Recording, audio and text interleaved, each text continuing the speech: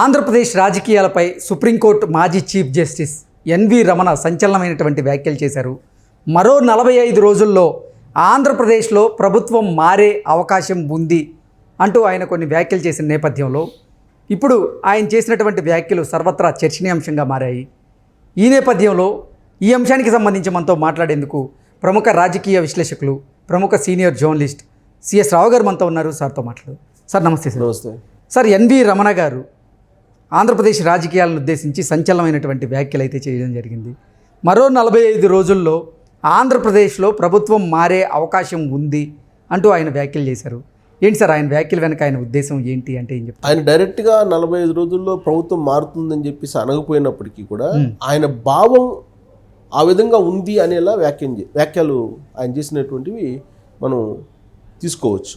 ఆయన చేసినటువంటి వ్యాఖ్యలు ఏంటంటే, ఆయన చీఫ్ జస్టిస్, మాజీ చీఫ్ జస్టిస్ సుప్రీంకోర్టు, ప్లస్ ఆయన చీఫ్ జస్టిస్కి అంత ముందు ఆయన అడ్వకేట్గా, ఆ తర్వాత అంతకుముందు journalist come advocate come judge. ఇది ఆయన నేపథ్యం. ఆయన సుప్రీంకోర్టు చీఫ్ జస్టిస్గా చేసినప్పుడు చాలా సంచలనమైనటువంటి నిర్ణయాలను ఫేస్ చేశారు ఆయన. ఆంధ్రప్రదేశ్ ముఖ్యమంత్రి జగన్మోహన్ రెడ్డి ఆయన మీద ఒక లెటరే రాయడం జరిగింది. ఆయన కుమార్తెల మీద కూడా ఒక లెటర్ రాసి వాళ్ళు అమరావతిలో ఏదో అవినీతికి పాల్పడ్డారు అన్నట్టుగా కేసులు కూడా పెట్టారు. సో ఈయన రైతుల గురించి మాట్లాడుతూ అమరావతి వెళ్ళారు. హైదరాబాద్ నుంచి అమరావతి వెళ్ళి అక్కడ ఒక సమావేశంలో పాల్గొని ఆయన చేసినటువంటి వ్యాఖ్యలు ఏంటంటే, రైతులకు సంబంధించినటువంటి బాధల గురించి మాట్లాడారు. అక్కడ రైతులకి రిజర్వేషన్ ఇవ్వాలి అనేటువంటి ఒక డిమాండ్ కూడా చేశారు ఆయన. రైతులు అంటే ఈ సమాజం ఎంత నిర్లక్ష్యంగా చూస్తుంది, ఎంత అవమానంగా చూస్తుంది అనేది ఆయన చెప్తూ చాలా బాధపడ్డాడు. ఆయన వాస్తవంగా సమాజంలో ఉన్నటువంటి పరిస్థితిని ఆవిష్కరించేటువంటి ప్రయత్నం చేశారు. అందుకే ఆయన ఎంతో అనుభవజ్ఞుడైనటువంటి జడ్జి. ఆయన ఏమన్నారంటే, రిజర్వేషన్లు కల్పించాలి రైతులకి. ఇప్పుడు ఎస్సీ, ఎస్టీ, బీసీ, మైనారిటీలకి ఏ విధంగా అయితే రిజర్వేషన్లు ఉన్నాయో అదే తరహాలో రైతులకి రిజర్వేషన్లు ఇవ్వాలి అని చెప్పి ఆయన చెప్పడం జరిగింది. అలాగే ఒక సంఘటన కూడా ఉటంకించాడు.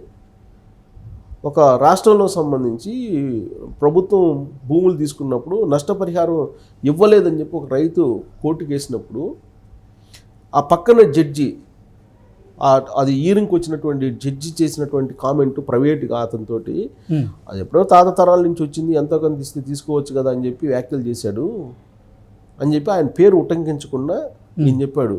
అంటే కేవలం దాని ధరతో చూస్తున్నారు ఆ భూమిని. ఆ భూమికి రైతుకి ఉన్నటువంటి మానసికమైనటువంటి బంధం ఏదైతే ఉందో ఆ బంధం అది క్యాలిక్యులేట్ చేయలేనిది, అంటే విలువ కట్టలేనిది అని చెప్పి ఆయనకి ఎక్స్ప్లెయిన్ చేసినప్పుడు ఆయన మళ్ళీ తన అభిప్రాయాన్ని మార్చుకున్నాడు. అంటే కేవలం కాంపన్సేషన్ కోసం కాదు రైతులు పోరాడేది, ఆ భూమి కోల్పోయినటువంటి వాళ్ళ రైతుల యొక్క బాధ ఏ విధంగా ఉంటుందనేది తెలుసు నాకు. అదే ఆయనకి తోటి జడ్జికి చెప్పినప్పుడు ఆయన కన్విన్స్ అయ్యాడు అని చెప్తూ, అమరావతి రైతులు చేసినటువంటి పాపం ఏంటి, వాళ్ళు భూములు ఇచ్చినందుకు వాళ్ళు కేసులు పెట్టించుకోవాలా అని చెప్పి ఆయన అంటూ, ఆయన ఆ మీటింగ్ అయిపోయిన తర్వాత, రైతులకు సంబంధించిన మీటింగ్ అయిపోయిన తర్వాత అమరావతి రైతులు వచ్చి ఆయన్ని కలిసి ఒకసారి మమ్మల్ని మాకు వచ్చి కొంచెం ధైర్యం చెప్పండి, మా శిబిరాలకి రండి అంటే, ఆ శిబిరాలకి వెళ్ళి ఆయన చెప్పినటువంటి మాటలు ఏంటంటే, మీరు ధైర్యంగా ఉండండి, త్వరలోనే మంచి రోజులు వస్తాయి, మీరు ధైర్యంగా ఉండండి అని చెప్తే, వాళ్ళు అక్కడ వాళ్ళు మా మీద కేసులు పెట్టారు, మేము భూములు ఇచ్చినందుకు మా మీద కేసులు పెడతారని అంటే, మీ మీదనే కాదు మా పిల్లల మీద కూడా పెట్టారు, సో కాబట్టి మంచి రోజులు వస్తాయి త్వరలో అని చెప్పి ఆయన అన్నాడు. అంటే దాని అర్థం ఏంటి, త్వరలో మంచి రోజులు వస్తాయంటే ఆల్రెడీ ఎన్నికల కోడ్ వచ్చింది, ఎన్నికల ప్రక్రియ జరుగుతుంది, ఎన్నికలు వస్తున్నాయి, కేవలం 45 రోజులు అన్నీ త్వరలోనే మంచి రోజులు వస్తాయని చెప్పి అన్నాడు. అంటే దాని అర్థం ఏంటి, ప్రభుత్వం మారిపోబోతుంది. అమరావతి రైతులకు మంచి రోజులు అంటే ఎప్పుడు వస్తాయి, జగన్మోహన్ రెడ్డి ప్రభుత్వం పడిపోతేనే కదా, జగన్మోహన్ రెడ్డి ప్రభుత్వం దిగిపోతేనే కదా జగన్మోహన్ రెడ్డి మంచి రోజులు వచ్చే అవకాశం ఉంది. అప్పుడు మళ్ళీ జగన్మోహన్ రెడ్డి వస్తే మంచి రోజులు అయితే రావు కదా. ఆయన చేసినటువంటి వ్యాఖ్యల్లో మనం కనుక అంతరార్థాన్ని చూస్తే జగన్మోహన్ రెడ్డి ప్రభుత్వం పడిపోబోతుంది అనేటువంటి ఒక కోణం కనిపిస్తుంది మనకి. ఆయన ఒక సీనియర్ జడ్జిగా అపారమైన అనుభవం ఉన్నటువంటి న్యాయ వ్యవస్థలో ఆయన చేసినటువంటి వ్యాఖ్యలు అంత చిన్నగా తీసుకోవడానికి లేదు. త్వరలో మంచి రోజులు వస్తాయి అని అంటే జగన్మోహన్ రెడ్డి దిగిపోబోతున్నాడు అనేది చాలా క్లియర్గా ఆయన వ్యాఖ్యల్లో అంతరార్థం కనిపిస్తుంది. ఆయన ఏదో ఆషామాషగా యాదృచ్ఛికంగా ఆ మాట అన్నారా? కాదు, ఆయన దగ్గర రిపోర్ట్స్ ఉంటాయి. ఓకే, ఆయనకు అంటే ఈ reports 5 ఏళ్ల ఆయనకు ఉంటాయి. పాలనలో జగన్మోహన్ రెడ్డి అరాచకాలు చేశారని ఎన్వి రమణ గారు భావించి ఉండొచ్చా? అందుకే అటువంటి వ్యాఖ్యలు చేసి ఉండొచ్చా అంటే ఏం చెప్తారు? కాదు, ఉమ్, ఆ భావన ఆయనకుంటే వ్యక్తిగతంగా ఉంటే ఉండొచ్చు. కానీ ఇప్పుడు ఉండేటువంటి పరిణామాలు, ఇప్పుడు ఉండేటువంటి సర్వేలు ఏం చెప్తున్నాయి, ఇప్పుడు ఉండేటువంటి రాజకీయ పరిణామాలు ఏ విధంగా నడుస్తున్నాయి, ఇవన్నీ కూడా ఆయనకి తెలియనివి కాదు. ఆయనకు ఉండేటువంటి ఇన్ఫర్మేషన్ ఆయనకు ఉంటుంది. ఆయన ఒకవేళ రిటైర్డ్ అయినా చీఫ్ జస్టిస్గా, సుప్రీంకోర్టు చీఫ్ జస్టిస్గా ఆయనకు ఉండేటువంటి నెట్వర్క్ ఆయనకు ఉంటుంది కదా, ఉమ్. ఆయనకు ఉండేటువంటి పరిచయాలు ఆయనకు ఉంటాయి కదా. అది ఓకే సార్, అంటే ఆయనకు మంచి ఉండేటువంటి రోజులు పరిచయాలు high వస్తాయి level. అంటే ఈ 5 సంవత్సరాలు మంచి రోజులు లేవనే కదా. ఇది అంతే కదా. నేను అదే నేను చెప్తుంది కూడా అదే. ఇప్పుడు ఆయన మంచి రోజులు వస్తాయని అంటే ఈ 5 సంవత్సరాలు మంచి రోజులు లేవు, జగన్మోహన్ రెడ్డి దిగిపోతే మంచి రోజులు వస్తాయని ఆయన అర్థం. అంటే జగన్మోహన్ రెడ్డి పాలనలో అరాచకాలు జరిగాయనే కదా. అంతే, డైరెక్ట్గా చెప్పకపోయినా ఇండైరెక్ట్గా అంతే. ఇప్పుడు వాళ్ళు కేసులు పెట్టుకుంటున్నారు, వాళ్ళు బాధపడుతున్నారంటే దాని అర్థం ఏంది? రైతులు భూములు ఇచ్చి మీరు బాధపడుతున్నారంటే అర్థం ఏంది? పాలకుడు మంచోడు కాదనే కదా. డైరెక్ట్గా చెప్పకపోయినా ఇప్పుడు పెద్ద భార్య మంచిది కాదండి, పెద్ద భార్య మంచిదేనండి, చిన్న భార్య చెడ్డదనే కదా అర్థం. అంటే డైరెక్ట్గా చిన్న భార్య చెడ్డదని చెప్పకుండా పెద్ద భార్య మంచిదని అంటారు. ఇప్పుడు మీ ఇద్దరు భార్యలు ఎవరు మంచోడా అని అంటే మా పెద్ద భార్య మంచిదంటే చిన్న భార్య చెడ్డదనే కదా అర్థం.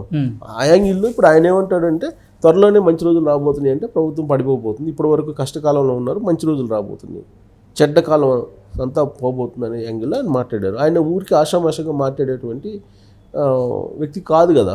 ఒక ఉన్నత స్థానంలో పనిచేసినాడు అంటే ఆయన ఒక సర్వే సంస్థలు, లేదంటే కేంద్ర ప్రభుత్వం నుంచి వచ్చినటువంటి ఇన్ఫర్మేషను, లేదంటే నిఘా సంస్థల నుంచి వచ్చినటువంటి ఇన్ఫర్మేషను, లేదంటే ఇతరతర మార్గాల ద్వారా ఆయనకు వచ్చినటువంటి ఇన్ఫర్మేషను ఏదో ఉంటుంది హై లెవెల్లో.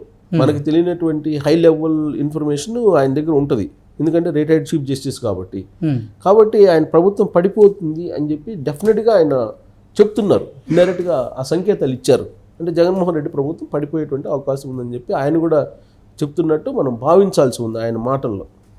సార్, ఎన్వి రమణ గారు అసలు రాజధాని ప్రాంతంలోకి వెళ్ళి రాజధాని రైతులతో ఎందుకు మాట్లాడాల్సి వచ్చింది అంటే ఏం చెప్తారు? ఇప్పుడు ఒకనొక సమయంలో ఎన్వి రమణ రాజకీయాల్లోకి వస్తాడేమో అనేది కూడా వినిపించింది. అవును, ఇప్పుడు ఆయన ఏదో ఎంపీగానో కంటెస్ట్ చేస్తాడు, ఎంపీగా కంటెస్ట్ చేసే అవకాశం ఉందని చెప్పి కూడా కొన్ని ప్రచారాలు జరిగింది. అసలు ఇంకోటి విచిత్రం ఏంటంటే వైఎస్ఆర్ కాంగ్రెస్ పార్టీ నుంచి ఎంపీగా పోటీ చేస్తాడు అనేటువంటి ప్రచారం జరిగింది విచిత్రంగా. అంటే సోషల్ మీడియాలో ఏదైనా సాధ్యమే.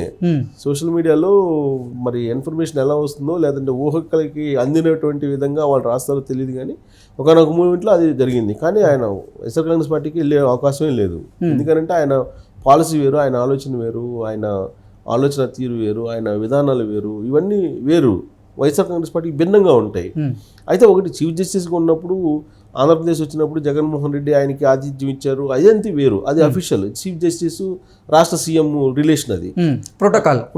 అది ఇక్కడికి వచ్చేటప్పటికి ఎన్వి రమణ జగన్మోహన్ రెడ్డి రిలేషను, ఇక్కడ వ్యక్తిగతమైన రిలేషను. సో ఆ వ్యక్తిగతమైన రిలేషన్లో నీకు వాళ్ళిద్దరి మధ్య సఖ్యత ఉంది అని చెప్పి నేనైతే అనుకోను. కారణం ఏంటంటే ఆయన రైతులతో మాట్లాడితే ఏమన్నాడు, మీ మీద కూడా కాదమ్మా మా పిల్లల మీద కూడా కేసు పెట్టారు అని చెప్పి అన్నాడు. అని కేసు పెట్టింది ఎవరు? ఆంధ్రప్రదేశ్ ప్రభుత్వమే కదా, జగన్మోహన్ రెడ్డి ప్రభుత్వమే కదా. అసలు మొత్తం అమరావతిని చిన్నాభిన్నం చేసింది ఎవరు? జగన్మోహన్ రెడ్డి కదా, అది అందరికీ తెలుసు కదా, ప్లస్ ఎన్వి రమణకి తెలుసు కదా. పైగా చీఫ్ జస్టిస్గా ఎన్వి రమణ ఉన్నంత వరకు ఈయన అమరావతి మీద సుప్రీంకోర్టులో పిటిషన్ వేయలేదుగా. అవును, ఎప్పుడైతే ఎన్వి రమణ చీఫ్ జస్టిస్గా రిటైర్ అయిపోయిన తర్వాత కదా ఈయన మూవ్ చేసింది. 3 రాజధానుల బిల్లు కానీ అక్కడ మొత్తం మూవ్ చేసింది, సుప్రీంకోర్టుకి పిటిషన్ వేసింది అప్పుడే కదా. సో అప్పుడు దాకా చేయలేదు కదా. అంటే నీకు ఎన్వి రమణ నీకు జగన్మోహన్ రెడ్డి పాలసీలు, విధానాలను వ్యతిరేకిస్తారు డెఫినెట్గా, అమరావతి విషయంలో ఎస్పెషల్లీ. ఎందుకంటే రైతులు నష్టపోయారు అన్నట్టు బాధలో ఆయన కూడా వ్యక్తం చేశారు ఎన్వి రమణ. కాబట్టి ఆయన ఏమన్నా అంటే మంచి రోజులు వస్తాయి అన్నాడు. అంటే జగన్మోహన్ రెడ్డి ప్రభుత్వం పడిపోబోతుంది అనేటువంటి అభిప్రాయాన్ని ఆయన వ్యక్తం చేశాడు అని చెప్పి అనుకోవచ్చు. అది ఆషామాషిగా చేసింది కాదు, డెఫినెట్గా ఒక మంచి సోర్స్ ద్వారానే ఆయన చేసి ఉంటారని చెప్పి మనం భావించాల్సి ఉంటుంది. Okay sir, thank you so much.